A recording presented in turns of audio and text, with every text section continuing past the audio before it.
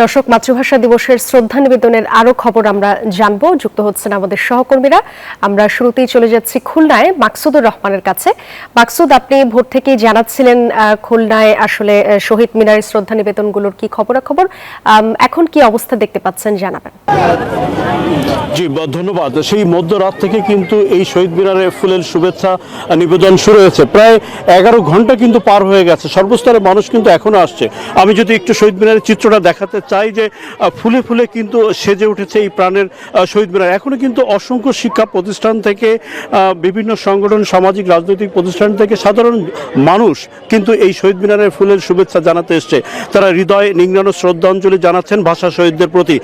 একটা বিষয় লক্ষণীয়, সেটা হচ্ছে যে অনেক মানুষ কিন্তু সাথে করে ছোট শিশুদেরকে নিয়ে আসছেন, নতুন প্রজন্ম তারা এসছেন।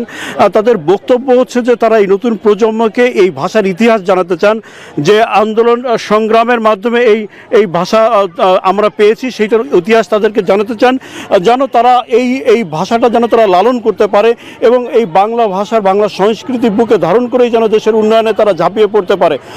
এই ধারণা পোষণ করে এবং এই ধারণা লালন করার জন্য এই ছোট আগামী প্রজন্মদেরকে কিন্তু সাথে নিয়ে আসছেন এবং এই ধারণা তাদের মাঝে ছড়িয়ে দিতে চান। এই ছিল খুলনা শহীদ মিনার থেকে সর্বশেষ।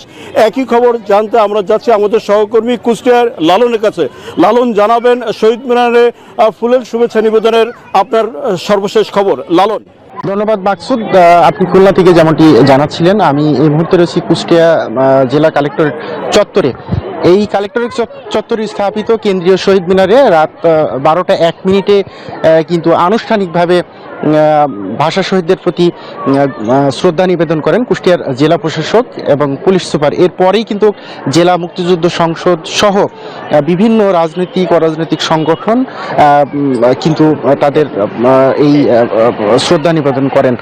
আমি লক্ষ্য করেছি রাত থেকে শুরু হওয়া এই শ্রদ্ধা নিবেদন কিন্তু এখন পর্যন্ত চলছে। বেলা বাড়ার সাথে সাথে যদিও আসলে ভিড় কিছুটা কমেছে, কিন্তু শ্রদ্ধা নিবেদনের মানুষের যে আসলে কিন্তু আমরা লক্ষ্য করেছি।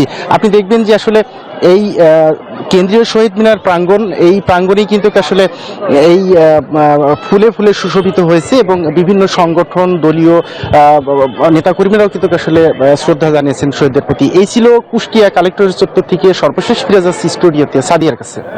অনেক ধন্যবাদ মাহতাবউদ্দিন লালন এবং মাকসুদুর রহমান।